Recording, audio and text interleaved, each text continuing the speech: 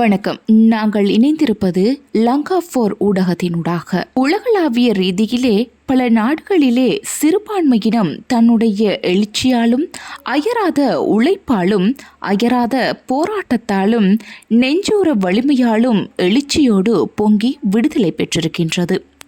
அந்த வகையில் இலங்கையிலேயும் 2 மொழி பேசுகின்ற இனங்கள், அந்த 2 மொழி பேசுகின்ற இனங்கள் போராடியும் பெற முடியாத விடயங்களை இப்பொழுது அரசியல் மூலமாக ஒரு போராட்டத்தில் இருந்து முளைத்து வந்த ஒரு அரசியல் கட்சி நிரூபித்து காட்டிருக்கின்றது.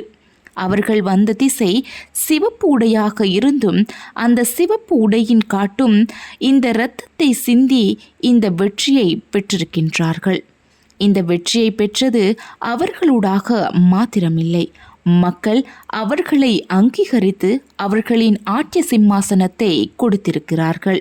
அந்த வகையில் இலங்கையில் NPP கட்சி அனுரகுமார துங்க திசாநாயக்க அவர்கள் இப்போது ஜனாதிபதி ஆகியது என்று கூறுவதை விட ஜனாதிபதி மக்களால் ஆக்கப்பட்டிருக்கின்றார்கள்.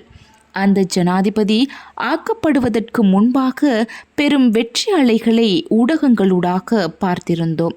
வெற்றி பெற்றதன் பிற்பாடு மேலும் பல வெற்றி அறைகூவல்கள், வெற்றி முழக்கங்களை கேட்கக்கூடியதாக இருக்கின்றது.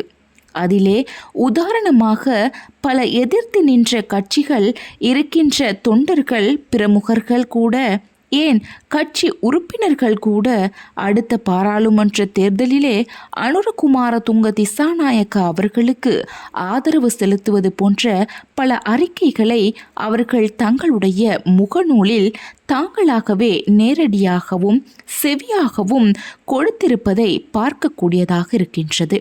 மற்றும் அவர்களோடு இணைந்து செயற்படுவோம் என்றும், உதாரணத்திற்கு சுமந்திரன் போன்றவர்கள் கூட எதிர்த்து, அனுரவை எதிர்த்து, NPPயை எதிர்த்து சஜித்தோடு நின்று முழங்கியவர்கள் கூட அவரோடு இணைந்து தாங்கள் செயற்படுவோம் என்று சில அறிக்கைகளை பார்க்கக்கூடியதாக இருக்கின்றது. அந்த வகையிலேயே மக்கள் இப்பொழுது அனுரவின் மந்திரத்தை ஓதிக்கொண்டிருக்கின்றார்கள்.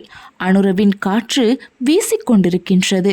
அது தென்றலாக இருந்தாலும் கூட அது ஒரு பூகம்பமாக பார்க்கக்கூடியதாக இருக்கின்றது. இலங்கையில் மாத்திரமல்ல, உலக நாடுகள் அனைத்திலேயும் இவருடைய முழக்கம் முழங்கிக் கொண்டிருக்கின்றது.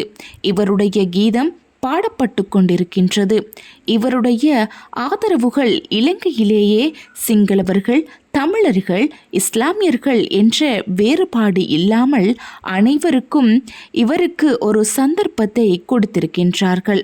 அந்த வகையிலேயே இந்த ரசீது ஒரு கோயிலில் போய் ஒரு சிங்கள அரசியல்வாதிக்கு, ஜனாதிபதி வேட்பாளருக்கு அர்ச்சனை செய்த தமிழ் வரலாறு இல்லை. இருந்தாலும் இப்பொழுது இப்படி மாறியிருக்கும் தமிழர்கள் கூட பலர் ஆதரிக்கின்ற அளவிற்கு இந்த அரசியல் மாற்றம் ஏற்பட்டிருக்கின்றது. நாங்கள் அடுத்த பாராளுமன்ற தேர்தல் வரை என்ன நடக்கப் போகும் என்பதை நாங்கள் பொறுத்திருந்து பார்ப்போம்.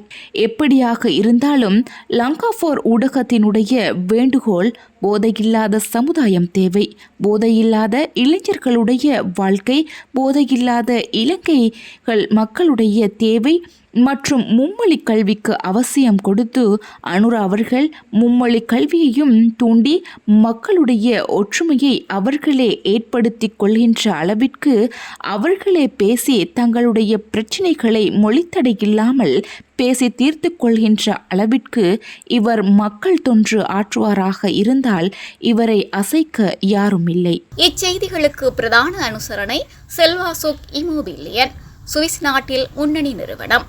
தொடர்புகளுக்கு 0795146428. வீடு வாங்க, வீடு கட்ட, வீடு திருத்த மற்றும் வீட்டு கடன். Your future our vision. இது போன்ற மேலும் பல முக்கிய சுவாரஸ்யமான செய்திகளை அறிந்து கொள்ள லங்கா4 யூடியூப் சேனலை சப்ஸ்கிரைப் பண்ணுங்கள். எமது செய்திகள் உடனடியாக கிடைக்க பெல் பட்டனை அழுத்துங்கள். அத்தோடு எமது செய்திகளை மற்றவர்களும் பார்வையிட ஷேர் செய்யுங்கள். நன்றி.